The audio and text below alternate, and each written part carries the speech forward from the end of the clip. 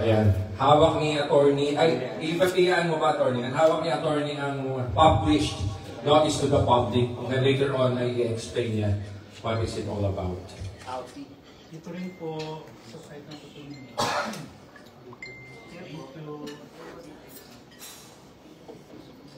To the right.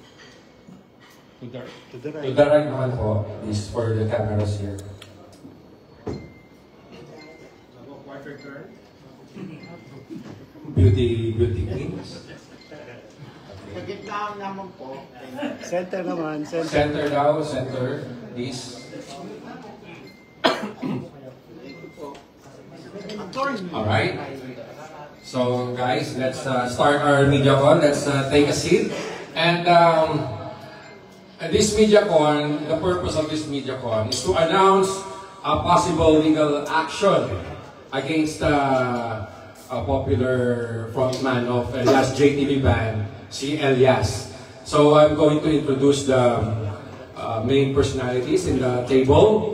First, these are all lawyers, no? So I would like to introduce Attorney Rafael Andrada, Attorney Ralph, and he's from Attorney Topacio's office. Si Attorney Salaveria, hi Attorney, and of course the in-house lawyer of Ma'am Beverly, si Attorney Patrick Ang, okay, and si Attorney Ferdinand Topacio, bali he's the lawyer of Elias JTV band. And of course, our main person for tonight, she's Ma'am Beverly Laban. So to start our MediaCon, siguro let's call Attorney Topacio to make the opening statement. Okay, let's call on Ma'am Beverly Laban to give us an opening statement.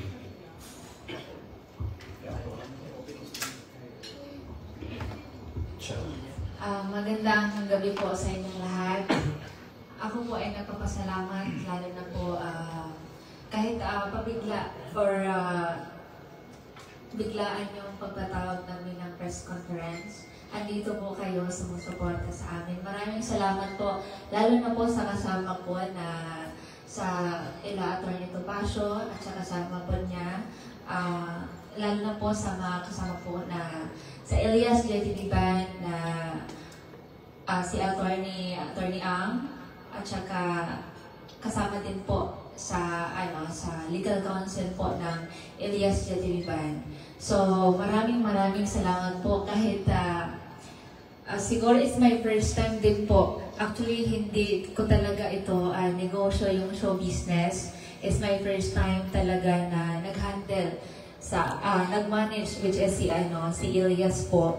Siya yung pinakaunang kong minamanage sa show business. Ang negosyo ko talaga namin is construction. So ang layo po. So ang layo ng namin to show business. Sa ngayon, nakita naman natin na grabe ka yung kontrobersiya talaga dahil sa akin. So siguro it's my time na din na sasagutin ko yung mga katanungan din sa mga netizen. Yeah. At saka kay Sir Joey, maraming salamat. Andyan ka. At saka maraming salamat sa pagsuporta niyo sa Elias JTV band. Yeah. Okay, thank you very much, Ma'am Beverly. But before we proceed, I would just like to give you a background. Kasi maraming hindi nakakaalam regarding the issue din. And kay Elias, si Elias is a popular frontman of Elias JTV band. Masyado siyang sikat sa social media. At nagkaroon lang ng issue. It's sa pagitan ni Elias sa kanyang kalipin partner na si Abigail at sa kanyang manager na si Beverly. And as we proceed, malalaman natin yun at maliliwanagan tayo. Okay, so next we are going to call on Attorney Topacio. He's the lawyer of Elias JTV band to give a statement. Thank you. At siguro hindi na papakilala tayo na naman dito. It's just a gathering of old friends. Anyway, on the legal side, of course, at sinabi ni Joey yung background, from the point of view of legalities, ito yung mga facts na undisputed. Noong April po ay nag-enter si Ginoong Lintukan, aka Elias, ng isang exclusive talent management contract. It's very typical. Sanay naman tayo lahat ng showbiz media. Alam naman natin yung mga usual contents ng talent management contract. And we all know how it works. You have a talent manager here in the person of the lovely Miss Beverly Laban-Laban. Ang manager po ay magpo-promote. Palalakihin niya yung pangalan ng talent.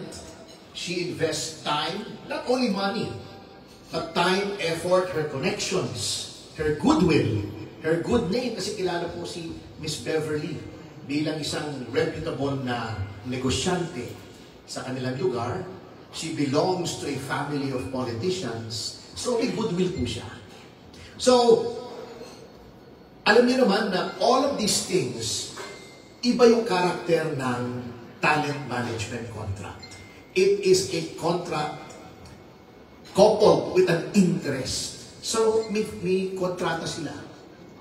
To make a long story short, after my client has expended all of her resources in order to make Elias popular to a certain extent. In fact, sabi nga niya, yung birthday niya, may 50,000 people na umattend. Doon talaga pumutok yung pangalan ni Elias. Medyo nagkasungay na po yung tao. Well, we've seen it all happen before. Matagal na yung karamihan sa inyo sa showbiz, ano? Nangyayari yan talaga. Nangyayari yan kay Nadine. Di ba? Marami yan eh. Nangyayari kay Liza Soberano. Discontented siya for whatever reason. Sapagkat kung hindi naman dahil kay Miss Beverly, hindi naman siya sisira. He started dealing with other people behind her back. So, nag-enter siya ng mga kontrata o pasok sa mga gigs, hindi na niya ginagalang yung kontrata. That is a violation of the contract. At alam niyo naman, may kasabihan tayo sa batas, alam ni Atty. Ivan yan, ng mga abogado rito, a contract is the law between the parties. As between Elias and Beverly, batas yan. Hindi mo pwede basta labagin yan without consequences. To make a long story short, upang ipaalam po sa madlang people na meron pong kontrata, ito ay binaviolate ni Elias. Notwithstanding repeated verbal notices from us, from Atty. Ivan, na in-house counsel ni Beverly, patuloy ko rin yung paglabag niya sa kontrata. So, ito po ang steps na ginawa namin. First of all, to give the general public knowledge and information, nag-publish po kami ng notice and warning to the public sa dalawang very widely circulated newspapers, isang broadsheet, yung Manila Bulletin, at isang tabloid. Itong Bulgaro na sinasabi, and I want to read it, maikli lamang po ito. We hereby inform the public that our client, Ms. Beverly Pumipik Laban-Laban, is the sole and exclusive talent and business manager of Mr. Elias Gabonada Lintukan Jr., who holds himself out to the public as Elias and performs with a band with the name and style of Elias JTV Band. Okay, this is by virtue of a contract. Yan. It has come to our attention that Mr. Lintukan has been contracting his services to other parties without the consent and participation of Ms. Laban-Laban, in direct contravention of the aforementioned contracts and undertaking therein.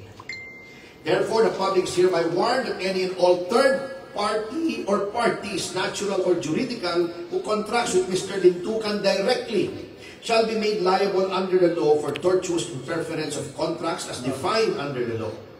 In addition, such acts in contravention of the above-mentioned contract shall be made the basis of appropriate criminal charges as may be warranted. We also hereby announce that we fully intend to pursue such charges to their fullest extent under the law. Let this notice serve as fair warning to all those who may be affected. What do we mean by that? Wala pa po yung magiging liability ni Elias sa pagbasa o paglabag ng kontrata, which is a matter between him and Beverly. Yung mga tao na makikipagkontrata kay Elias will be liable under the law. Sa batas po natin, may provision ng civil code called tortious interference with a contract. Ang isang tao na alam niya na may kontrata ang isang tao with another person at siya ay nanghimasok at inindus niya, nilansi niya, inumbinsi niya na lumabag doon sa kontratang yun, ay pananagutin din. Anong example? Halimbawa, ako talent ni Beverly, promoter si Joey, inuha niya ako, hindi ko pinaalam. Akong inuha niya direkta. Halimbawa sa isang pelikula o sa concert. Bukod sa mananagutan ko kay Beverly dahil nilagpasan ko siya as manager na may kontrata kami, liable pa rin. But in order to make that person liable, dapat alam niya na may kontrata. That is why we have this notice. This serves as a constructive notice to the whole world in accordance with the provisions of the Civil Code. Kasi pag nilathala po ito sa newspaper of general circulation, this is notice to the whole world. Presumed na alam na po ng lahat ng tao ito. Therefore, we want to make it clear that any person contracting with Elias will be taken to court for tortious interference of a contract. Pananagutin po namin siya, papabaliwala namin yung kontrata, pagbabayari namin siya, hihingi po kami ng TRO at injunction para hindi po matuloy yung usapan nila ni Elias. Unless makipag-coordinate po sila. Hindi po kami nagsasabing pag nakipag-kontrata kay Elias, ay baliwala na yun. Ngunit, if there are persons who have entered into any contract with Elias, pwede nyo pa naman isalvage yan, yung sitwasyon. Pumunta lang po kayo kay Miss Beverly. Pakita niyo yung kontrata para maayos nila at magampanan ni Elias yung obligasyon niya sa ilalim ng kontrata niya with Miss Beverly Laban-Laban. Ganoon lang po yun. Kung ayaw nila, kung magmamatigas sila, well, we will have no choice but to sue them wherever they are. Luzon, Visayas, Mindanao, kahit sa abroad, pipigilin po namin yan at bibigyan namin ng problema. And I hope that these persons will not underestimate the resolve, not only of myself, but of the entire legal team, na protektahan po si Miss Beverly Laban-Laban. Kasi ako, on a personal note, ayoko yung being a producer myself. Ayoko yung makipagkontrata ka bago hindi mo yung honor. Kabastusan yun eh. Diba noon, kahit hindi ako abogado ng Viva, kung nagugulitan, it was only recently, nung si Nadine tried to get out of her contract, I spoke very forcefully against her. Nasabi ko, ganyan din na mangyayari, hindi siya pwedeng kunin at yun ay magiging tortious interference din. So, sana po maliwanagan ng publiko, kung talagang gusto niyo kunin si Elias, wala naman pong problema. We welcome that. Ngunit, you have to do it through proper channels. Walang iniwan din sa impeachment eh. O, di ba? Gusto niyo i-impeach, walang problema. Pero gawin niyo ng maayos. Pagka hindi maayos yung kontrata ni Elias at hindi dumaan kay Beverly, hindi po kikilalanin yung contract, madedemanda pa po kayo. Bukod na ididemanda ni Beverly si Elias. But ang sabi naman ni Beverly, ito mabait eh. Sabi niya, wala namang problema kung makikipag-usap si Elias sa kanya. Natinrato niya na parang kapatid. Baka lamang misguided si Elias, baka may nanunulsol, baka siya ay medyo nalunod ng konti sa kanyang konting katanyagan, sa kanyang konting kasikatan, baka akala niya kung ano na yun, baka hindi niya alam sa mundo ng showbiz. Hindi pwedeng magaling ka lang, sikat ka lang ngayon. Kailangan may management, may isang grupo nagsusustain yan. Maraming biglang sumikat, bigla na rin nawala dahil sa pride. Huwag muna po tayong magpaka-pride na yun pagka nag-uumpisa pa lang po tayo. I've seen so many artists sumikat sandali, naging sutil, nagkaroon ng sungay, ayun, kamuting kahoy silang lahat ngayon. So sana wag mangyari kay Elias yun. Sapagkat, the pride of Mindanao yan, sabi nga nila, natutuwa tayo na may isang simpleng taong katulad niya na sumikat, pero huwag niya sana kalilimutan, kasi may kasabihan nga tayo, ang tumakbo ng matulin kapag matinik ay malalim. Talagang magiging malalim kung tinik niya kapag hindi po siya nakipag-usap. Thank you po. Ayun. So, very well said, Attorney Ferlito Pasio. But before we proceed, kasi may mga side issues pa other than this, Dahil sa gitna ng mga issues na yan and controversies, si Miss Beverly laban-laban ay naging biktima na rin ng mga bashers na matitindi. And because of that, may mga vloggers ngayon na kakasuhan at ididimanda. At dyan natin pakinggan yung side naman ni Attorney Ivan because he's the one handling these cases, the cases against the vloggers. So, Attorney Ivan, can you please tell us something about this? Thank you, Sir Joey, at magandang gabi po sa lahat. And thank you for coming despite the not so good weather. But anyway, magandang gabi din sa kay Attorney Topacio at sa mga kasamahan natin. Ma'am Beverly, just like to make it clear that I am the counsel of the Ilias JTV Band, which includes the management and the artist. So, from its conception, I'm the one preparing the contract. That's why I'm very familiar with the contract. I mastered everything in the contract, just like the back of my hand. And I also reviewed contracts with the firm and the third parties. In fact, I see to it that the Ilias Band is protected in all its aspects. And I'm not also remiss in giving advice to either the management or the artists on legal matters to protect them, na hindi sila madidihado. Kasi we all know that Ilias is a layman when it comes to law. And of course, Ma'am Beverly is also a businesswoman, but there are aspects of law that she needs to, and this is not well-versed also. So, andito ako, and I see to it that all actions by both parties are within the bounds of the law. So, right now, that's outside of my engagement as a legal counsel, we are filing cases for cyber libel to those who went beyond the normalcy. So as you can see, everyone might have noticed that Ma'am Beverly has been bullied extremely. So we are here. We came from Camp Crame today, and even days before, we are preparing airtight cases to protect the interests and reputation of Ma'am Beverly, who, before the Ilias management contract, nanahimik lang as a businesswoman. Ngayon, she suffered a lot. Although sabi niya, wala lang, okay lang. But sa tingin naman natin lahat, I hope you agree with me that it's already beyond beyond the normalcy. So, dito kami for that. Maraming salamat po. Okay, thank you, Attorney Ivan. So let's start our conference. So we would like to ask Josh to shoot the first question. Josh. Hello, Josh po from ABS-CBN Online. Miss Beverly, can you clarify lang kung ano yung nature ng relationship mo ni Elias? Because there are rumors na kayong dalawa raw ay may relasyon. Your comment on that? Yun naman po, actually, bilang manager po, syempre si Elias naman, bilang magkatrabaho, tinanggap ko talaga siya bilang kapatid na. Yung turing ko sa kanya, kasi once na kayo ay magkatrabaho, kailangan talaga meron kayong communication at lalong-lalo na magkasundo kayo. So, bilang kapatid, yes, pero bilang yung mga kontrobersiya, hindi po yun totoo. May asawa po ako. Yeah.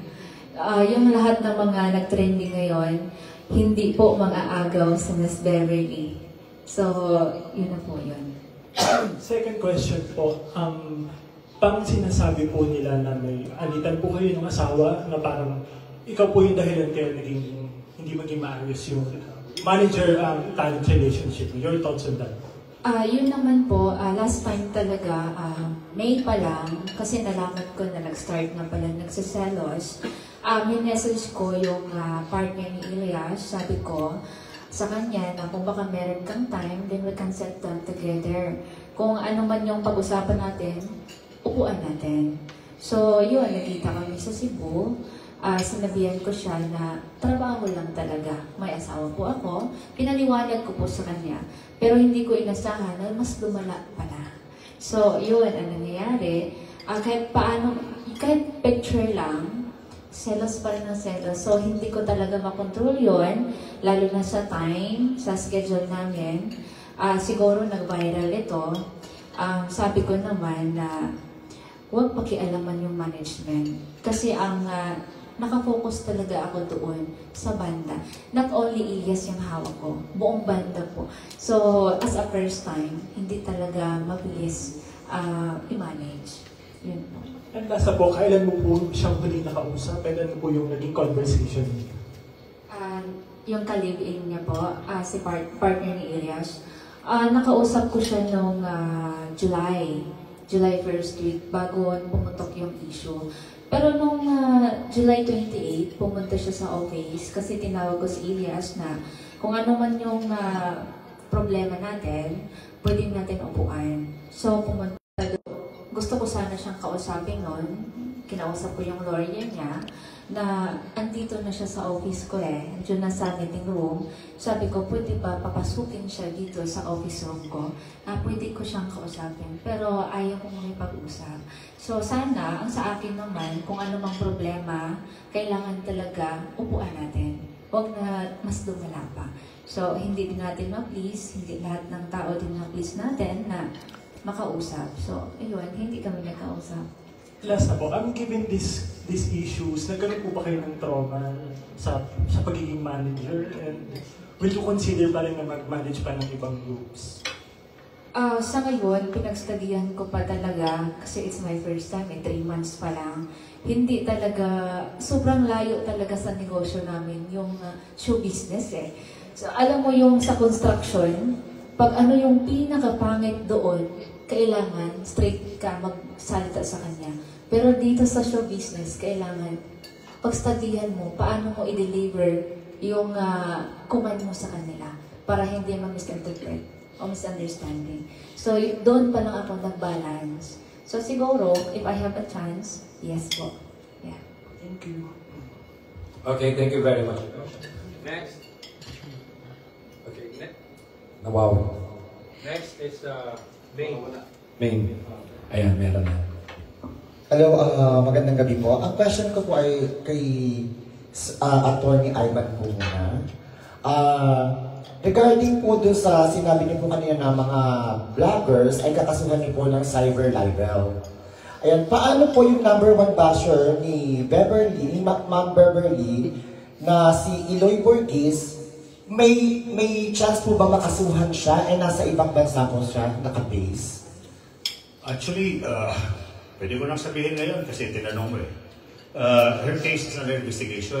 Based on my research on the Cyber Libel Law, Republic Act 10175, extraterritorial jurisdiction, that law allows prosecution of offenders even if they are abroad, as long as the cyber libelous, the online publication. There is an online publication and the victim is in the Philippines. We have jurisdiction. It is an exception to the territoriality of criminal jurisdiction.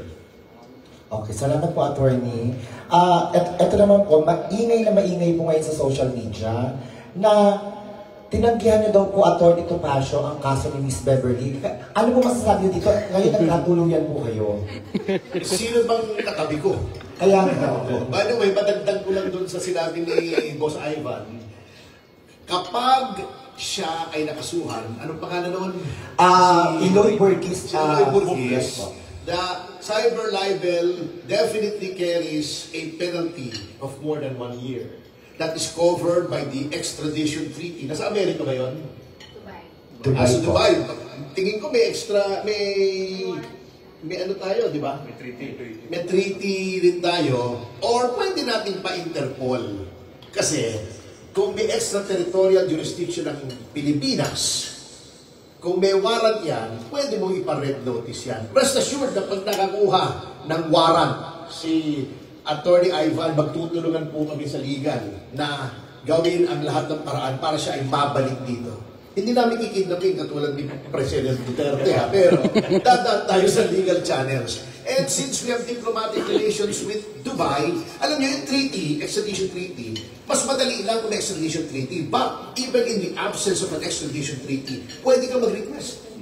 ng extradition on a case-to-case basis. At ipupurso po natin yan. At may mga kaibigan naman tayo sa Dubai na pwedeng tumulong. So, he should not think he's safe just because he is in Dubai. Masyadong mahigpit pa naman po ang batas ng Dubai pagdating sa libel. Kasi Sharia law yun pagdating sa libel. So, do not think he's safe dahil nasa Dubai siya. Mahahanap, if there's a will, there's a way. Maraming salamat po, Attorney Topacio. Ang last question ko po sa inyo, Ma'am Beverly, kasi sobrang online sensation kayo ngayon pagdating sa mga bashing. Ayan. Ano po ang masasabi ko dito? Actually, medyo sensitive ang itatanong ko sa inyo. Nasa inyo po kung gusto niyo pong sagutin o hindi. Kasi usap-usapan po ngayon sa social media ang inyong gender. Kayo daw po ay isang LGBT transgender. Ano po masasabi niyo dito? At medyo magulo nga po. At ano rin po ang masasabi niyo na buntis daw po kayo, nagdadalang tao po kayo kay Elias. Ano po masasabi niyo dito? Transgender naman, Tis. Yeah, actually, meron bang transgender na nagdadalang tao? Kayawa. Magkaiba po ano? Magkaiba. Actually, si Miss Beverly, dito sa Pilipinas, hindi mo talaga mabago yung gender mo. So, babae po si Miss Beverly. May asawa na po ako. At saka hindi po ako buntis. So, pinapangarap ko yung buntis, syempre, sa asawa ko. Pero hindi sa ibang tao. So, syempre, ako naman, ayaw kong makasira ng ibang relasyon. So, yung mga bashers ko, hindi ko na inisip yun. Nagpapasalamat na lang ako sa kanila. Hindi ko man sila pinasahuran, pinakialaman nila yung buhay ko. Nag-care sila sa akin. So maraming salamat sa inyo. Nakilala si Miss Beverly. Yes. Basta may po. And last question ko po, kasi inuungkat po lahat pati yung negosyo nyo.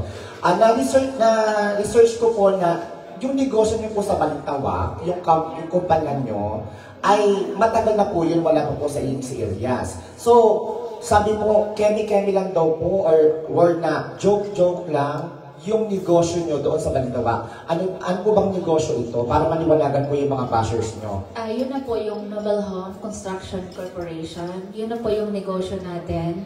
Wala pa po si Elias. May construction na po kami. Actually, yung office na yun, construction talaga, binibigyan ko lang po ang Elias GTV Band ng office room. Kasi ayaw ko naman na magnegosyo ng walang office. Kasi hindi talaga legal tingnan. So, yung mga client din natin. So, wala pong rent yung Elias GTV Band doon. Walang expenses. Ako po ay galing po yun sa construction. Lahat na makikita mong computer doon, lahat po yun mga architect po namin. So, lahat po empleyado po ng construction. So, yung mga nagsasabi sa online, maraming pogo po daw yun. Actually, sobrang maling-mali po yun. Yung negosyo natin is interior designer po, mga interior, mga mock-up. Yun po yung negosyo natin. So, yung sa partner ko naman is plastic manufacturer po sa Bulacan. Yun po yung negosyo. Legal na legal po yung negosyo natin. Nagbabayad po tayo ng tax. So, hindi po yun illegal. So, wala pa si Elias noon. May hanap buhay naman tayo na legal. Yun na yung construction and plastic manufacturer. Yun na po. Ayan, maraming salamat po, Miss Beverly. Ayan po mga basher ni Beverly. Maraming salamat po sa inyo. Naka-Facebook live pala yata si May. Okay, next question natin kay Rodel. Rodel? Hi, Miss Beverly. Good evening po. Yung show kasi, may concert daw siya sa Amerika, si Elias. Tapos, involved po ba kayo doon sa concert na yun sa Amerika? Yes po, dumaan naman yun yung USA, which is under by Paddock Entertainment. Yung sa Paddock talaga, i-clear ko lang din na kasi marami talaga nga mga netizen na may show daw si Elias, million daw yun. Pero kiniklear ko lang, ang USA, 4 pa lang na show na 30% ang na-down sa management, which is 900,000 po peso. So, yung tatlong show na po, kasi 7 yon, hindi pa po, wala pa pong down payment yon. Pero, nag-promote na po sila. Sa amin naman, as a producer naman sila. So, I understand po, inantay po namin sila. Binigyan namin sila ng time. Pero yung mga netizen na sabi na million because of USA, mali po kayo. Wala pa pong 1 million yung down payment doon. 900,000 peso pa po. At saka may chismis din na ang dami-dami daw po nagpapasok na pera doon. Kasama na rito yung, totoo po ba yun, yung namayapa pong si Miss Aida Patana? Ano po yung, si Aida Patana po, nakilala ko po siya. Kasi siya yung nagbibigay talaga ng first endorsement ex-deal sa dental clinic ni Elias. Yun na yung binabas si Elias last time na yellow yung teeth. So, yun, pinapaputi na po yung teeth niya doon sa dental. Thank you po, Miss Jessie. So, yun doon ko po nakilala si Miss Aida. Naging agent po si Miss Aida sa amin. Actually, siya yung nagpasok din yung sa USA at saka yung sa Australia. Tapos, nabook niya yung sa Cebu ngayon this coming August 23. Doon lang po. Actually, malaking pasalamat ko din po kay Madam Aida na kahit saglit lang po kami magkakilala, marami po akong natutunan sa kanya because she is 15 years in show business and her first time. So, yun naman na malaking pasalamat ko sa kanya kasi binibigyan po kami ng client din. Okay, isa pa pong tanong. Bakit hindi daw po natuloy yung pangalawang collaboration ni Elias kay Jojo Mendrez? At totoo po ba na 500,000 ang binayad kay Elias doon sa unang collaboration? Hindi po. Totoo yun. Ang unang-una is 200,000 po. Yung collaboration namin ni Jojo. So, pangalawang collaboration namin hindi siya natuloy kasi sunod-sunod wala pong oras si Elias. Pero open naman po ako kapag meron na pong oras si Elias. Kasi sa ngayon, sunod-sunod talaga yung show nila kasi dating management pa po ito, yung sa Kalumat Band. So ngayon, in-acknowledge ko din yung mga producer kasi nakikiusap. Kahit new rate na yung Elias GTV Band, so sinusunod pa rin nila. So, medyo nahihirapan din po ako mag-adjust ng time. So, mag-accept ng ibang mga bookings, medyo mahirap pa po at tanggapin yun. So, yun yung pakiusap ko ni Sir Jojo. Kapag may oras na po si Elias, i-update ko po siya. Okay, thank you very much po. Okay, thank you very much, Rodel. Next question natin kay Melo Yang. Melo. Magandang gabi po sa inyo. May tanong po ako una kay Atty. Topacio. Meron kasing isang producer from Hong Kong na nagpadala ng 200,000 dito kina Elias at Abby. Ano po ba ang masasabi ninyo doon? Hindi pala niya alam. Well, ngayon may notice na sila na they cannot deal directly with Elias. Actually, with respect to these contracts na pinapasok ni Elias with other persons without going through his manager, his contractual manager, meron na po kaming letter of demand kay Elias. Isa-summarize ko lang kasi medyo mahaba. Ito po ay sinabi namin na since meron kayong kontrata with Miss Beverly, ito po ang aming mga demand sa kanya. Ito pa ipadadala natin bukas. Oo. Cease and desist from violating the terms of your contract. Tigil mo na yung ginagawa mo. Okay. Huwag ka nang makipag-usap sa kahit sinong party without consulting with Miss Beverly. Okay. Ito ay kasama to ng mga collab, performances, endorsements, personal appearances, etc. lahat. Kasi may road manager naman siya, di ba? Ang road manager reports directly to Miss Beverly. Gamitin niya yung ganong mekanismo kasi normal naman yun sa showbiz eh. Okay. Ngayon, with respect to the monies received by Mr. Lintakan Lintokan, ay within 10 days from receipt, dapat i-account niya Kasi merong arrangement under the contract kung paano. Standard naman po itong contract. Hindi naman siya nilalamangan dito. In fact, sabi ko nga kay Bev, napakabait po dito. Starting pa lang siya, nagkaroon na kayo ng parang partnership na 50-50, can you imagine? Hindi siya ginulangan, hindi siya nilamangan, hindi siya pinagsamantalahan, kahit wala siyang alam sa showbiz. Tinrato siya na equal partner, although hindi pa siya nagbibigay ng kanyang share. So, magandang plano sa kanya eh. Huwag sana niyang sayangin. Sana merong sumampal sa kanyang dalawa, yung kanyang kalibin, at patauhan siya na eto ay fleeting. Ang hindi lumingon sa pinanggalingan, di makakarating sa pagtutunguhan. I-account niya para maayos yung partihan. Kasi meron to eh, kontrata to eh. Okay. Ngayon, moving forward, hindi naman sinasarhan ni Beverly ang pintuan para sa kanya. Parang kapatid nga siya tinrato, kita nyo, very, very favorable sa kanya yung contract. Makipag-usap siya. At kalimutan, handa ka naman kalimutan lahat ito, ano? Pero yung mga basher siguro. Oh. Pero kung magpapakababang loob siya, ay pwede pa naman. Kasi may kontrata naman. Yung order naman niya, if only for the contract na pinirmahan, willingly, notaryado, wala namang namili, ay sana si Mr. Lintukan ay makipag-ayos na. Otherwise, malilintikan siya si Mr. Lintukan. So, padadala po namin ito tomorrow para alam naman niya na talagang determinado kami, na protektahan naman. May kontrata naman, if only for the contract, bumalik siya, i-enforce yung contract strictly, magkakaroon ng pagbabago para hindi na maulit ito. We would like to think that this is just a misunderstanding unless he proves otherwise. In which case, the full force of the law will be brought upon him. Para kay Ma'am Beverly, ano? Mike. Hello. Wala eh. Hello. Wala. Hindi, on mo lang. Hello. Tinik naman. Check. Yeah. Yun. Ayun, para kay Ma'am Beverly, yung Elias JTV Entertainment, kailan ito na-register? Na-register natin noong June. Yung June 2025. Yun yung sabi ko kay Elias, magkaroon tayo ng company. Hindi lang yung i-manage kita.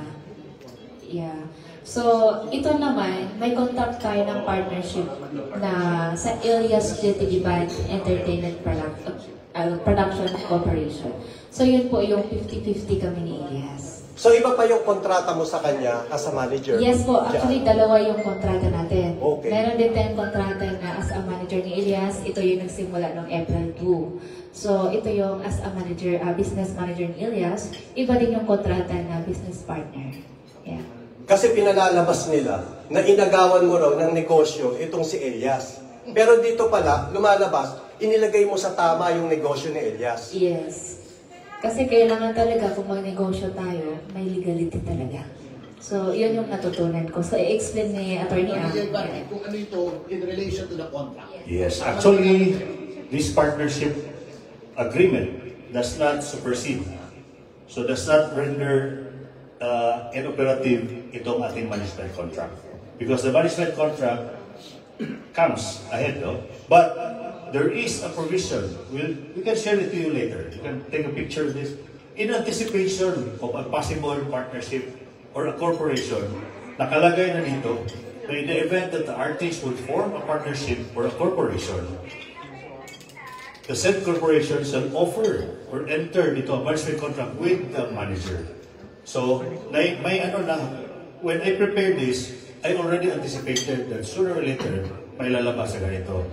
Although, right now, it is not yet, hindi pa nag-take off ito. Kasi lahat ng contract na in-enter namin with the future, Elias JTV Band pa, hindi pa lumabas ito.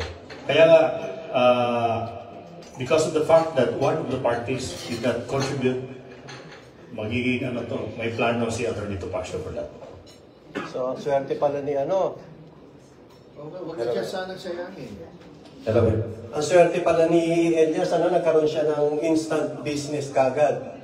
So, for info lang, isa sa mga basher ni Ma'am Beverly, yung tinatawag na Eloy Burgess, ang pangalan nun is, Jinky. May warrant of arrest na siya dito sa Pilipinas. May estafa case at siya ay isang illegal recruiter. Ngayon, ang balita, nasa Fujairah siya. Ang Dubai kasi is ibang parang state yun, UAE kasi yan eh. Yung Fujairah kasi parang province yan eh. Doon siya nagtatago. Hello. Dapat na. May question ka ba? Wala na.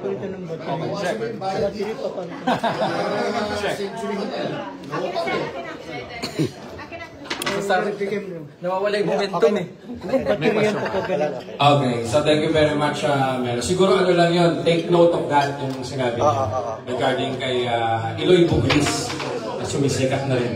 Okay, so next question natin kay Cesar Batigal of Net25. Cesar. For info lang po, sa mga naniniwala kay Eloy Bugris, scammer po yan. Nagbebenta yan ng mga peking alahas online. So mag-ingat po kayo.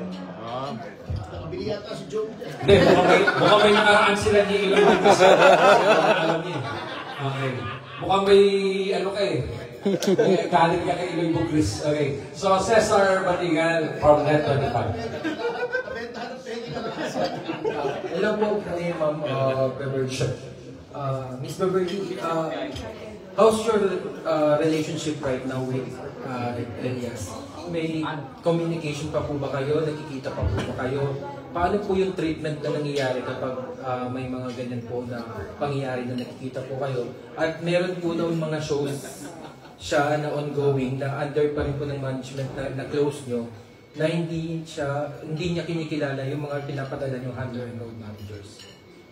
Yes po, meron po tayong road manager. Yun po yung tinag-deploy ko. Kasi before, wala po silang road manager. PA lang po, which is si Kuya George. Siya po yung tumatayo before na as road manager. Pero nung nag-resign na po sila dahil sa gulo, naguguluhan na po sila.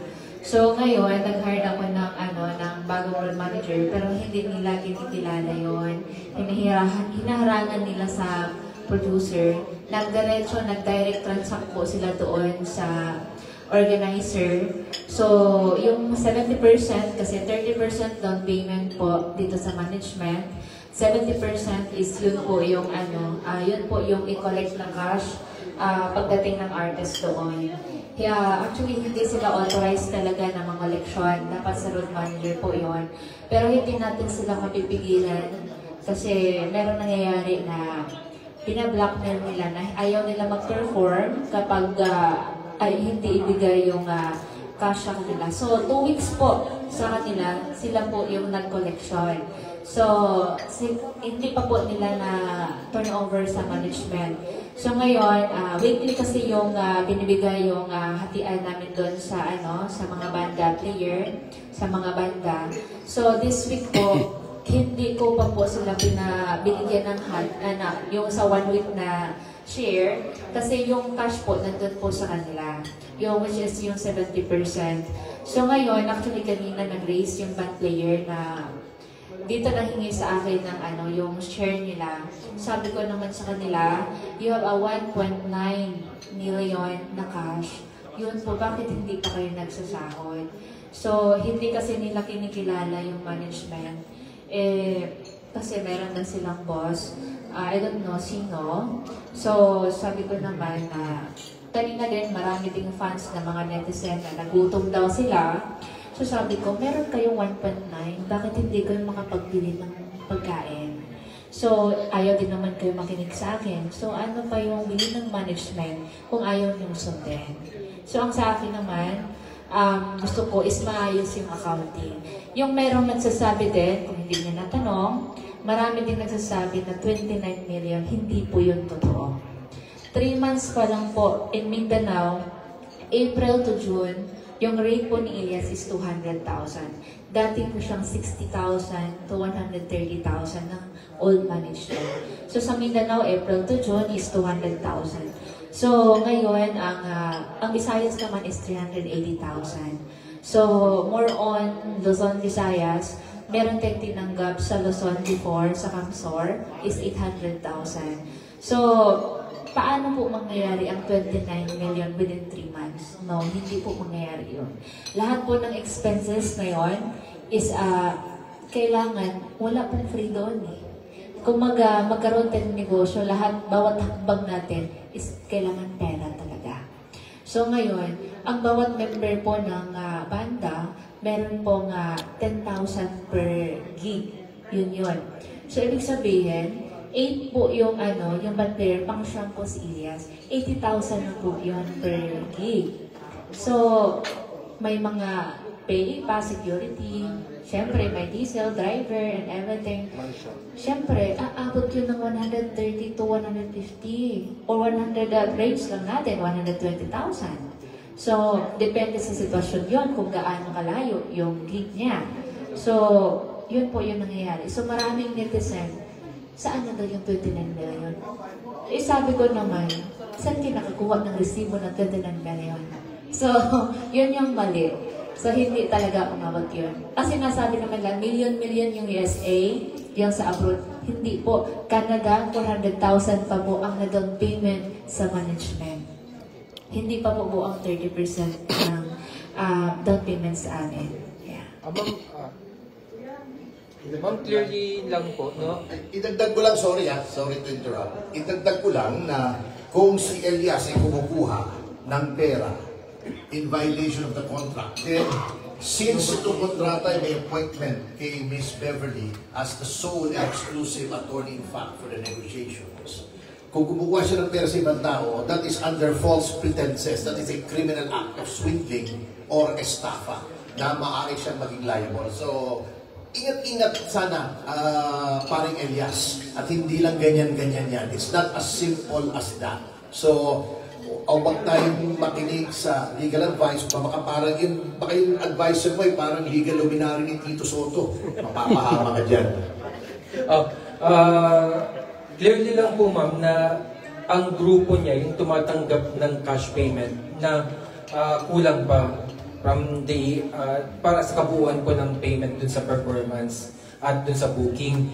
Paano po sila nag-i-issue ng resibo kung sila ang tumatanggap? Actually, sa management, sa ngayon, start daw pumutok yung issue. Wala pong maayos na communication sa amin. Pero, yung mga member, sumusunod naman sila kung anong mga schedule natin. Pinuntahan naman nila. So, sa ngayon, kami doon kami nagka-problema doon sa communication. Kasi ang hirap po nilang kontakin. Ayaw po nilang makipag-communicate sa amin. Makipag-communicate na lang po kapag hatian na ng share. Doon po sa mga doon po sa mga kliyente, paano po sila nag-i-issue ng resibo pag nakabayad na? Since hindi po sila nagipag-unayan sa wala po silang binibigay na resibo. Yeah, wala pa pong binigay na receipts. Ano po yung katunayan na nakabayad na sila natanggap po niya? Ayun na ngayon doon kami nahihirapan eh. Kung pagkatapos pag pumunta na sila doon sa venue, kapag nakausap na nila yung organizer, ngayon nakontak pa namin yung organizer. So pag dumating na sila doon, hindi na namin makontak, ayaw na may pag-ugnayan. Kasi actually naintindihan ko sila kasi ayaw nilang maipit sa gulo kung ano man yung miscommunication namin or misunderstanding namin sa band, sa management at sa band player. So ginugo lang namin, so in-enter namin na magkaroon ng may legal talaga na memorandum na hindi pwedeng itolerate yan. Attorney, paano po yung ganon na situation na hindi pala magpe-perform yung grupo kapag hindi sa kanila ibinigay yung bayad? Actually, wala pa kaming personal knowledge on that. So hearsay yan. But, don't misconstrue me. I'm not taking sides. As again, I am the counsel for the manager and the artist. But, as far as the management is concerned, we consider those accounts as receivable until now. Kumbaga unpaid po. Yes. For purposes of accounting. Okay. Madadamay po ba yung mga clients sa mga ganong situation? Kasi binigay po nila yung bayad kay Elias, dapat supposedly sa management po ibibigay yung payment, yung kulang pa. Kasi pag may receivable ang isang kumpanya, the remedy there is demand. So we'll demand from those organizers, because as I said, as far as the management is concerned, those are still accounts receivable. Thank you po. Okay, so thank you very much, Attorney Ivan. Next question goes to Joe Alvarez alias Kakofi. Si Kakofi yan sa vlog. Joe Alvarez, singer yun ah. Question po, you have 2 existing contracts with Elias, yung business partner and yung isa as a manager. May timeline po ba yun? May coverage period ba yun? Like 5 years after that, it will expire? The management contract is 5 years, and the partnership is indefinite.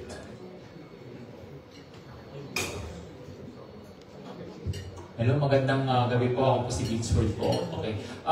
Kasi ngayon sa social media, nakikita namin na sobra yung pambabash po nila sa inyo. Then ngayon in person, nakikita namin parang hindi kayo naapektuhan. Pero kasi iba yung tawa nyo, ma'am eh. Pero deep inside, ang tanong po namin, ma'am, paano nyo na-handle yung mga pambubuli nila sa inyo? Actually, sasagutin ko yun. Kasi dami din nagtatanong sa akin, paano ko yung na-handle? Hindi first time ako nabully. Kaya nga nagpaparito tayo para hindi na mabully ulit. Pero mas malala pala. Yan dati sa school pa lang. Pero ngayon, buong mundo na. Nagulat ako. Pero, ayun, hindi na ako nagpasad ng comment. Yung mga negative, alam mo yung kapag merong nagsasabi sa'yo na maraming nagsasabi sa'yo ng masama, nilalait ka, ginawa ko pong inspirasyon. Kung paano ko i-handle, paano ko i-level up yung para hindi na ako mabuli ulit. Yun, pero nandun na yun eh, hindi na natin maiwasan yun. Hindi din natin ma-please lahat ng tao. Sa akin naman, ginawa ko lang inspirasyon. Yeah. Yun na yun, hindi ko tinitake na negative. Kasi kung intindihin ko pa yung mga bashers ko, yung tumatanda siguro ko, mas maaga akong tatanda. So, ang sa akin naman, hinayaan ko lang sila. Sila din naman yung nasasayangan ng oras. Sa akin naman, ginawa ko lang naman yung trabaho ko, wala akong taong inapakan, yun yung pinaka-importante. So, sa mga bashers ko, kaya, thank you sa inyo. Maraming salamat. So, yun. Yeah. Maraming salamat, napakagandang salut. Okay, thank you very much, Vince. In this light, I would like to commend Ma'am Beverly kasi very strong niyang inamin naman na yung nagpaayos siya, nagpa-enhance siya ng mukha dahil binubuli nga siya noong araw. Hanggang ngayon binubuli pa rin. Pero she's very strong naman ngayon sa mga napagdaanan niya, experience niya. Okay? So, next question kay Miss Anne Venancio. Good evening po. Kay Miss Beverly. Ma'am, paano po ba yung nag-start yung talent and business manager partnership ni Bonnie Elias? Actually, yung kontrata natin is nagsimula talaga ng April 2. Pero nung, kasi nakiusap sila, lahat ng banda din, ng iba, yung mga band player, nagsimula sila ng April 11 and 14. So, nag-start ng account ako doon. Tinitake over ko yung show nila is April 11, 2025. Yung nagkakilala kami ni Elias, kung hindi mo matanong, na-birthday ko kasi noong March 3, 2025, 29 years old ako noon. Dati, tumatakbo kasi ako as a board member, under ticket ng Halos Host. So, yun, syempre, as a Miss Beverly, pumipig na maglaban, nakilala naman doon sa Sambungan del Norte na matulungin talaga. Kasi galing talaga din ako sa hirap. Until now, mahirap pa rin, pero nakakahon konti. So, ayun, nakilala ko si Elias, yun din naman sigaw ng mga staff namin before na i-invite si Elias. So, in-invite ko siya, nag-gather po ako noon before naka-gather ako ng almost 50,000 crowd. So, pumutok din siya doon. So, doon nagsimula ng, doon niya ako na-approach na, ma'am, pwede ba kita maging manager? So, inisip ko pa yon. March yon, isang buwan ko pa siya tinanggap. Kasi tinignan ko yung performance na pwede ba kitang tanggapin? Kasi hindi naman po pwede basta-basta ako magkaroon ng negosyo na hindi ko alam. So, paano yung services namin sa mga client? So, siguro sa nakikita, maraming kontrobersiya, bakit ako sunod ng sunod before na March pa lang, bakit pumunta ako doon sa mga show nila. Tinitingnan ko po yung full show nila, tinitingnan ko po yun kung paano namin i-level up or paano namin i-develop yung career nila. So as a manager, kailangan ko talaga mag-create ng para sa talent. Ano ikakaganda ng talent? Ano yung kinabukasan nila as a talent? So, pinagstudian ko talaga yon. So, hindi lang yung hanggang doon lang sila, doon na yun. Hindi po ganun. Ang natutunan ko sa negosyo, kailangan talaga may improvement. Yun po yun. Yeah. That's na po. Paano naman po nag-start na parang hindi na po kayo okay? Nag-start po kami nung first week of July. Yeah. Yung pumutok yung issue, merong videos na nag-late. Ayun na ngayon, doon ako sa China. Siyempre, hindi ko masagot kasi sa China wala talagang Facebook eh.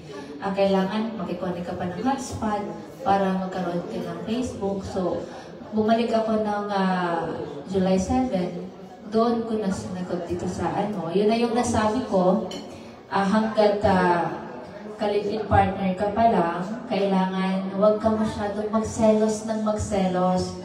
Kasi huwag ka din na mangikialam sa management. Sabi ko before, dalhan mo ko ng marriage certificate, i-acknowledge kita. Pero yun na nga, paano i-handle yung hindi naman kayo mag-asawa na palaging mag-away na mag-away. So sabi ko, hanggat live-in partner pa kayo, kailangan meron kayong understanding. Paano kayo magpapakasal? Kung dito pa lang sa live-in pa lang, nag-asama pa lang kayo, hindi na kayo mag-intindihan. So, kailangan talaga mag-ayos mo na sila. Sa akin naman, trabaho lang po yun. Yeah. Thank you.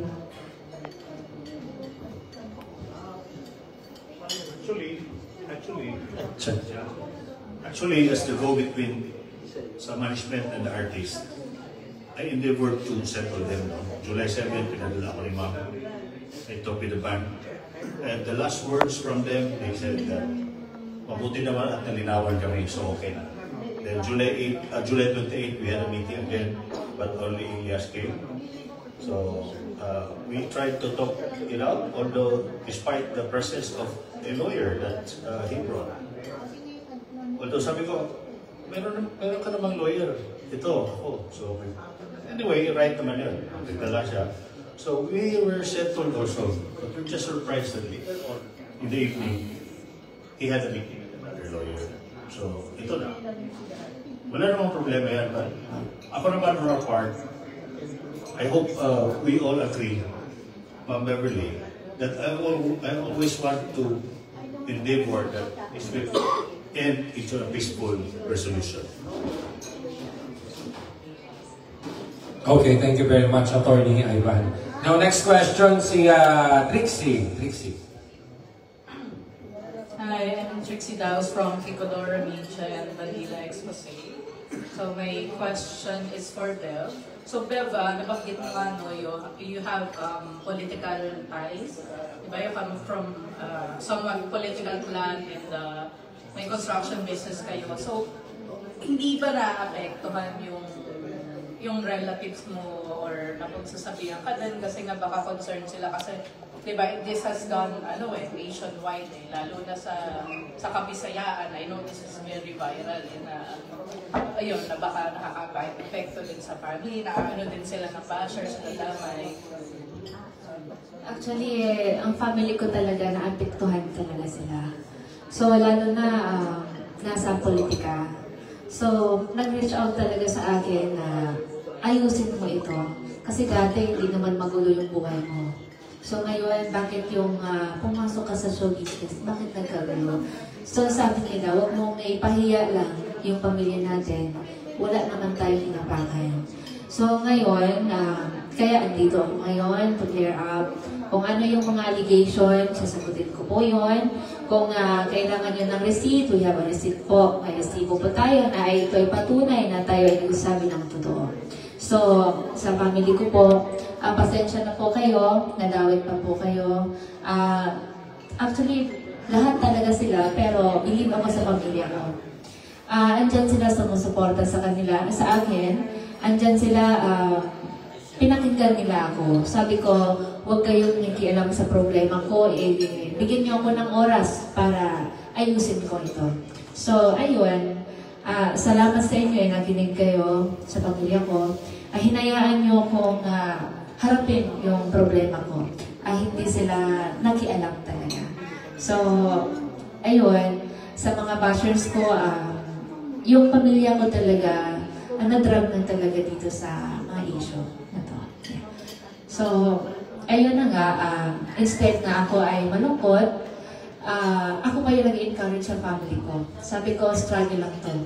Kaya ko to, kasama niyo. Yeah. How about yung family ni Elias? Anong stand nila? Meron ba silang stand or tansya lang sila sa issue? Sa ngayon, hindi ko pa po narinig yung side ni Elias kasi yung mama ni Elias mabait na natin sa atin. Ngayon, inasikaso. Actually, nag-communicate kami sa mama ni Elias kasi ako yung kasi yung bahay nila, ako yung nagpapagawa ng building plan, lahat ng plano ng bahay nila para maayos yung bahay. Yun, ako yung nakipag-communicate kasi sabi ng nag-process ng mga beepers, mahirap daw silang kontakin. So sabi ko naman as a manager, gusto ko rin na makita na meron talagang pinagtrabahuan yung talent. Kasi yung bahay nila parang tourist spot na eh. Pag-uwi ni Elias, ang daming tao eh. Medyo masikip pa sa kanila. So sabi ko, as a manager, kailangan talaga natin ayusin yung bahay mo. So ngayon, pinupush ko talaga na maano yung bahay nila, mabago yung bahay nila. Yeah, so ngayon, yung mother naman niya, mabait talaga. Walang masama akong narinig doon sa kanila. Pero doon sa live-in partner niya, si Abby, as a side naman niya na sa pamilya niya, sobrang dami po na mga pakit na mga salita. Yun. Pero yung side ni Elias, very calm down po. Yun.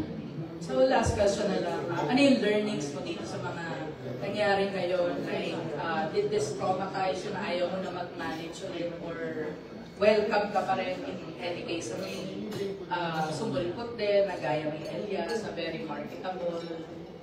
Sa akin naman, once na ako ay natuto na sa Cagayan, nandito si Atty. Topacio, so syempre kailangan ko din ng guide. Once na ako ay yung malutong na ready na mag-manage ng ibang talent, open ako. If I have a chance. Yeah. Hindi naman ako na-discourage kasi sa showbiz naman is kailangan talaga matuto talaga bawat hindi lang sa show business, lahat talaga ng bagay kailangan pagstudihan bago mo papasukin. Yeah. Ay, last pa lang ang pahabol. Yung isa pa lang nag-viral din na issue is dahil daw sa sobrang busy ni Elias, nag-decline siya na interviews from ABS-CBN, Boy Abunda, mga gano'n. Is that true? Yes po, pero rest day po niya namin. Naka-arrange na po yun. And dahil po, meron po silang misunderstanding sa personal life ni Elias. So, hindi po siya nakarating. Lahat nun, complete na po. Ticket, hotel, yung airfare ticket niya, meron na po, kompleto na. Pero nung meron pumutok yung issue, hindi na po niya napuntahan. Tapos nung sa EBS naman, kay Sir MJ, so yun yung time na wala talaga siyang tulog. Tapos hindi na kinaya ng katawan niya. Yun. Tapos meron din misunderstanding, personal issues niya. So yun po yung nangyayari. Thank you. Salamat po. Thank you very much, Trixie. Now we're down to our last two questions kasi medyo lumalalim na ang gabi. Ang second to the last is coming from Morley Alinio from DZRH. palakpakan. With matching palakpak pa. Magandang gabi po sa inyong lahat. Question ko lang po, ang ito po bang conference nyo ay mangangahulugan ng war o pag-aayos kay Ilyas? Sa akin ba ito? For me, sa akin, nakadepende po sa kanila. Hindi po nakadepende sa akin. Kasi ako naman yung sa team natin, open naman open naman kung anong gusto nila. Kailangan lang talaga upuan. Pero andito po kami para sagutin kung ayaw din naman natin ng wala pong gusto ng war. Kahit sino ayaw po ng war eh. So, ito ay binalaan lang po natin sa publiko na tayo ay binalaan po natin yung publiko ay si Miss Beverly ay seryoso, ay negosyo lamang po. Wala nang iba interest. Yun na po. Sa ginawa niyo pong ito, maaapektuhan sigurado si Ilyas. Kung may panghihinayang ba kung sakali mang yung nasa tugatok siya ng tagumpay ay bababa siya dahil sa posibleng demanda o pagpiplis ng kanyang karir? Ito po yung natutunan ko sa lula ko. Sabi ng lola ko, ikaw ay nanghihinayang sa isang tao. Pero yung isang tao na panghinanayang mo, hindi nanghihinayang sa sarili niya. So, nakadepende po yun sa kanya. Ako naman, for me, ayaw ko din na pumagsak siya. Pero, kung gustuhin niya, wala po akong magagawa yun. Doon. Isang direktang tanong po, madam. Kung meron po kayong gustong sabihin sa kanya, ngayong nakaupo kayo dyan, ano yun? Ang masasabi ko lang sa kanya, dapat kailangan meron siyang sariling desisyon. Kailangan mag-mature na siya. Yun kasi lalaki kailangan talaga. Lalo na ikaw yun yung haligi ng tahanan. Kailangan talaga na meron siyang sariling desisyon. Pag-isipan mo ng mabuti kung ano yung hakbang na ikakabuti sa'yo. So, kung maraming mang nag-advise sa'yo, pakinggan mo lang. Pero ikaw mismo yung mag-desisyon ng hindi sila. So, kailangan pag-isipan mo ng mabuti. Then, siguro kung hindi mo natanong, controversial din yung sinabi na hindi ko daw binigyan ng share si Ilyas. Wrong po yun. Mali po yun. Si Ilyas po, yung video account po niya sa 3 months na yon, meron po 3.8 million. Tapos meron po siyang, pumasok po yun sa account niya na video. So, meron din siyang cash na nakuha sa amin, which is 1 million plus. Then, meron din mga na-purchase niya na mga pang-personal niya, like sasakyan. Totally, almost more than 5 million peso nandun na sa kanya. Actually, ang management wala pong utang sa kanya. Yun na po yan. Last po. Ngayon po ba, ano po ba talaga ang gusto niyong mangyari? Ang balikan kayo ni Ilyas at humingi ng sorry? O siya ay makipag-ayos at lumipat na sa ibang manager? Ang sa akin naman, ang gusto ko lang naman is upuan. Ano yung gusto nila? So, kasi ayaw ko po talaga mamuhula. Hindi po ako mamuhula eh. So, mahirap kasi yung maghabulan tayo sa issue at hindi natin maupuan kung ano yung problema natin. Ang gusto ko naman, kung anong ikakabuti sa atin or sa isa't isa or bawat management. Kasi bawat everyday, sayang eh. And we are in business, sayang. Sayang yung pera natin, ginastos natin doon. Tapos naghahabulan lang pala tayo. O naghuhulaan. O for example, gusto ko ayusin yung management. Sila naman yung ayaw makipag-ayos. Anong magagawa ko? Maraming salamat po. Okay, thank you very much. Dadagdag ko lang, naungkat na rin yung mga natanggap ni Elias. Under the Internal Revenue Code, that is income, taxable income. Pagka nalaman ng BIR yan, magkakaproblema si Elias. Diba? So isip-isipin niya yung ginagawa niya. Oo, meron nga kasabihan sa Batangas, huwag kang magpakalulod sa isang basong tubig. Elias, isip-isipin mo na after tonight. Magmuni-muni ka, magnilay-nilay, maggulay-gulay, at kung ano-ano pang paulit-ulit na salita, at isipin mo yung mga consequences. Kaya nga sinabi niya, if you're preparing for war, kaya nga ako nandito hope for peace, but prepare for war. Ayun. At ako na yung war. Yun na ang sinabi ni Attorney Topacio. Okay, we're now down to the last question kay ang representative ng Quezon City. Si Noni Nicasio. Parang Noni. Good evening po, Miss Beverly. Natanong na lahat ni Morley So, tatanong ko na lang po, kung yung reaction niyo po na may balita nagpaparelease daw si Elias sa contract niyo sa inyo, ano pong reaction niyo ron? Ang reaction ko naman doon, kung ano yung gusto niya, ikakabuti niya, isipin niya ng maayos, andito naman, handa naman ako kung gusto niya magpa-release, syempre, we have a consequences. Diba? So, we have a legal team, andito naman sila Attorney Ang, sila Attorney Topacio, kung gustuhin naman niya, idaan natin sa legal. Pag-usapan naman natin yun. Hindi naman natin yung kailangan pang magbardagulan doon sa media So, andito tayo. We are doing in business. We are not doing for war.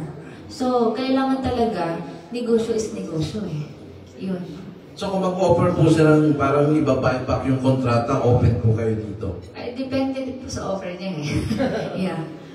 So, last na lang po, sa kinahinatan po ng relationship nyo as talent and manager ni Elias, nangihinahin po ba kayo na nauwi sa ganito? Last na question na po Sa akin naman, sa ngayon, hindi po ako nanghihinayang. Kung ano yung binigay ni Lord, tanggapin po natin. Hindi po natin hawak yung panahon at bigay niya. Sa akin, kung anong ibigay ni Lord, anong decision niya sa atin, so tanggapin ko po ng buong puso. Yun po yun. Thank you po. Thank you po. Good evening. Okay, thank you very much, Noni Nicasio. Noni, translate ko lang in plain English yung sinabi ni Ma'am Beverly tungkol sa release ng contract. Elias, ang ibig sabihin ni Ma'am Beverly, talk to my fucking lawyers. Oo nga. Ano na lang, dagdag ko na, tsaka closing statement na rin ako. Anyway, yun, okay na. Anyway, ang ano namin na, yun nga, peaceful resolution, babalik yung dating relationship, kasi ang contract natin, kung sabi ni Sir Ferdy is, ito yung law, para sa akin, ito yung Biblia nila This is the Bible between the master and the artist. So 5 years na ito So meron pa tayo 4 years and 8 months. So paano kung nag-away-away tayo? So babalik natin yung dating relationship. But may mga conditions si Mama Berly kasi siya na-injured yan Yun lang po. Thank you very much sa pagpunta at sana maganda yung resulta ng mga video niyo. Okay, thank you very much. Attorney Ivan. Okay, si Ma'am Beverly, kunan natin ang closing statement. I think hindi ito natanong. Nag-viral din ito. Ihabol ko na din. Yung sa clothing business ni Abby before, bakit ko pinag-take down? Kasi unang-una, hindi nila naintindihan yan. Kasi hindi nila na-control yung scam. Mga fraud na merong nag-order pero hindi na-ship yung mga damit sa yung items. So, actually, kinausap ko si Abby. Sabi ko, pwede ba tayo mag-coffee? Upuan natin. Kailangan meron tayong agreement. Actually, inano din siya ni Attorney Ang. Nag-reach out din si Attorney Ang sa kanya. So ngayon, sinisin lang, ayaw niya makipag-usap. Sa ngayon, yung clothing line, hindi namin siya inagawan doon. Ang sa akin lang naman, gawin natin legal.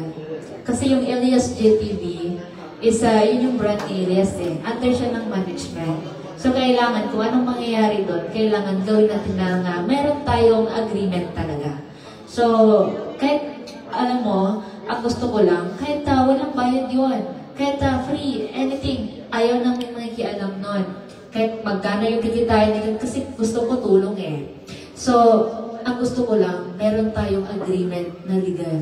Ano bang mangyayari? Kasi marami na nag-reach out sa amin na ma'am, yung mga order namin, bakit hindi pa na-ship? Tapos, nga na-scam, ginamit yung mga gumawa ng mga page.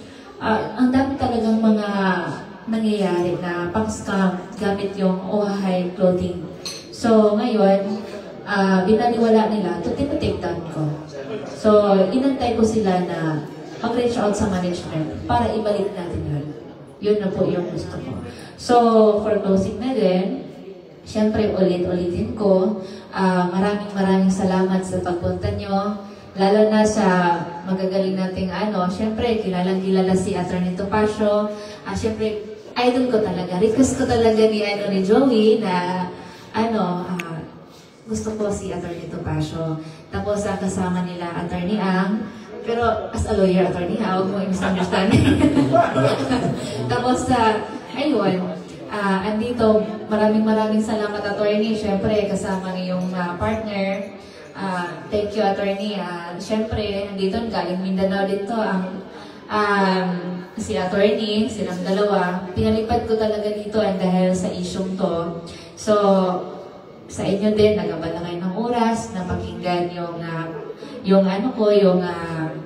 situation namin. So, maraming salamat sa inyo. Okay, thank you very much, Ma'am Beverly.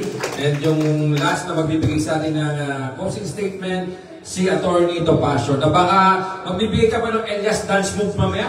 Atty., yung gumigiling-giling. Sample, no? Baka makapahiya tayo. Anyway, nasabi na po lahat ni Kumpanyero Ivan, very well said, ni Beverly. Ang amin na naman po, napakasimple. It's so simple. Huwag na natin i-complicate. May kontrata, sabi nga ni Atty. Ivan, that is not just the law, it's the Bible. Sagrado po yan. Sumunod lang sa kontrata, walang problema. Huwag sumunod sa kontrata, maraming problema. Yun lang. So, Elias, I don't even know you, pero sana, maayos ito, sabi naman ng Biblia, nabanggit na rin yung Biblia, blessed are the peacemakers, for they shall be called the children of God.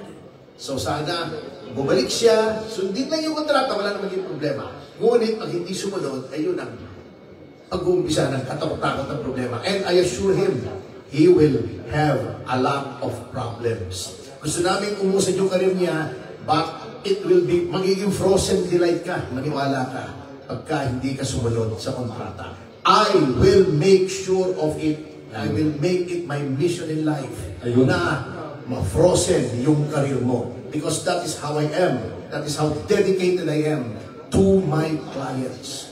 Kilala nyo ako, I will do it. If that's not a threat, that is a promise. Thank you. Those are very strong words from Atty. Topacio. May pahabol yata si Ma'am Beverly, yung sa Hong Kong. Yeah, yung sa Hong Kong, nag-viral pala ito. Kasi siya din yung, nagbigay ng mga information dun kay Eloy. So, ang problema talaga nun, bakit ko hindi tinanggap yung producer ngayon? Kasi ang gusto ko, kapag sa isang country, isa lang ang producer ko dyan. Isa lang yung kausap ko. Which is, paunahan yung schedule. Kung sino yung nag-sign ng kontrata, yun na po yung kausapin natin. Ayaw ko po yung meron dito, meron din doon. Yung kasi ang gusto ko ay long-term relationship sa client. So ngayon, para sa mga OFW na nakabili ng ticket sa Hong Kong, yun na yun, hindi po yun, hindi po yun in-acknowledge sa management. Hindi ko po tinanggap yung October 7. Actually, meron po tayong producer doon. Which is sila Atty. Vic Rodriguez. October 19 po yun. Free admission po ang concert natin sa Hong Kong. Ngayong October. So, yung October 7, hindi po yun sa akin. Hindi po yun sa management. Kung sino man yung nakipag-ransom doon, hindi pa po yun dumating sa amin. Hindi na namin yun in-acknowledge din. Kasi meron na tayong producer or organizer doon. Yun na po yun. Okay. So, thank you very much, Ma'am Beverly, Atty. Topacio, Atty. Ivan, and the rest of the guys here. And thank you very much, guys. Have a good night. Kala ko, Crypto Hong Kong, bibigay sa akin eh. Thank you. Let's show them